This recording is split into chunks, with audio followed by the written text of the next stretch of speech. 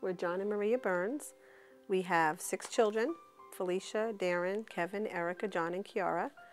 Felicia's 18, Darren is 16, Kevin is 8, Erica is 6, and the babies are both 8 months.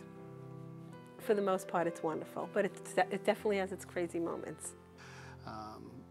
We really wanted to find things in our lives that, God could actually lead us towards. And Maria got involved with the Lost Boys of Sudan, and she wasn't thinking about adoption at that point, but there were some flyers up on the church bulletin and about some seminars for adoption, and she looked over at me and was like, we've talked about this before, but maybe this is something that God's looking for us to get involved with. First we started with one. John, what do you think about adopting a child? And he just looked at me and he smiled. He saw that, I guess he saw that look in my eye. And really, what was there a reason that we should not adopt? What would be the reason that we should not adopt a child? I mean, this is just perfect for us, So then when he said, okay, I said, well, let's do 2. Because there's such a big age difference with the kids. I said, well, let's do 2. No. Yeah, I'm usually pretty good at coming up with reasons why we shouldn't do things. We have room in our family and room in our hearts, for additional children. And, there was no question about it for us. We were 2 weeks away from traveling, and we got a phone call from our agency that our little boy was sick. They told us he had hydrocephalus, which is fluid on the brain, and they said it was correctable, but they didn't know what kind of condition he was in. Within 24 hours, John and I flew out. We got there, and John was able to fly, thank God. We knew when we saw him that there was something immediately wrong with him. We knew immediately something was not right. We didn't know what it was, but we were thankful that we were able to bring him back. So we were there for about 48 hours, right? Running back and forth, trying to get visas to get both babies out of the country. It was a whirlwind. We got back, we were home a couple hours, took well-needed showers, and went over to the hospital to have a CAT scan to see the severity of the hydrocephalus.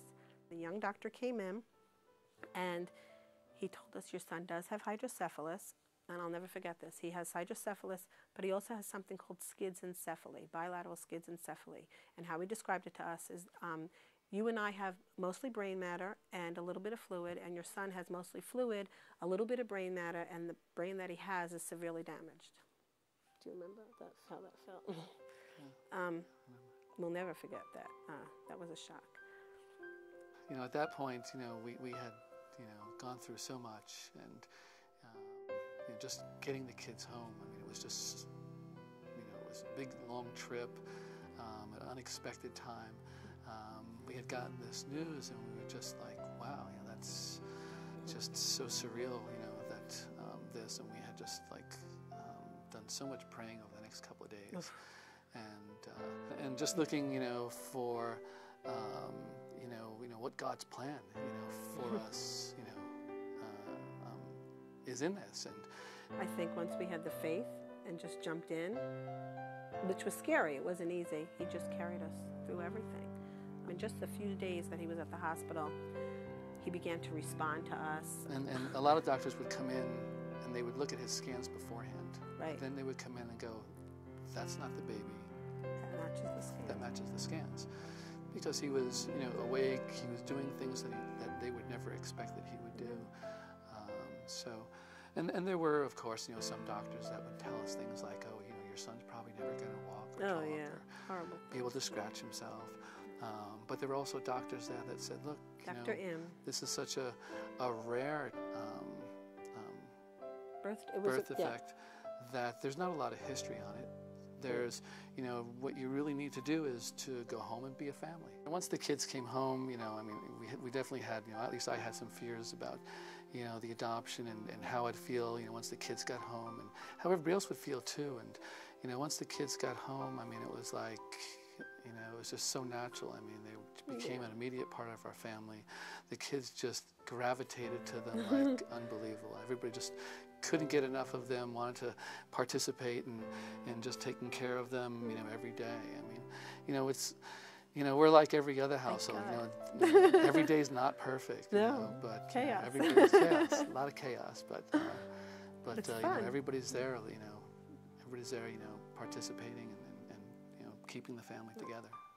A lot of people saw that this would be a great burden, because John has a lot of special needs and taking on both babies, but we don't see it that way.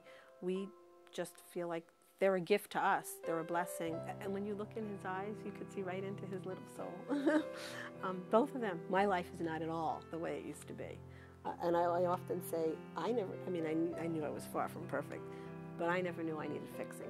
These children were brought into my life, and even John, and I see myself changing in ways that I feel like people think that he was sent to us so that we can take care of him and take care of Kara. Oh, no, no. They were sent to us because I needed to be changed.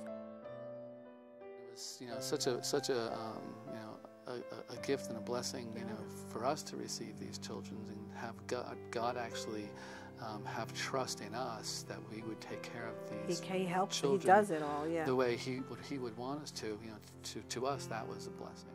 I was really stunned by the response that we got from bringing the children home, and the response from the people in the church, the people that we knew, but also the people that we didn't know. Yeah. That had heard the story, that had, either helped us in some way or prayed for us. Yeah. I mean, it was just, so touched my heart. Unbelievable. That, it really makes, me step back and think that, there's a lot more, good in the world than you really think, all the time. It's really something that was very, faith restoring, very much restored, a lot of hope in my own self that, things can change no matter how small a contribution that people make. We're only adopting 2 children. It's, amongst a very small, contribution or however you want to word that, compared to what's out there, but nothing is too small.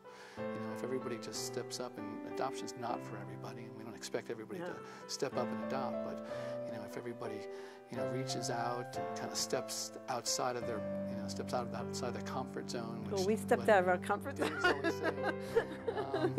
The world can be such a better place. This has really helped us in a way see things a lot differently.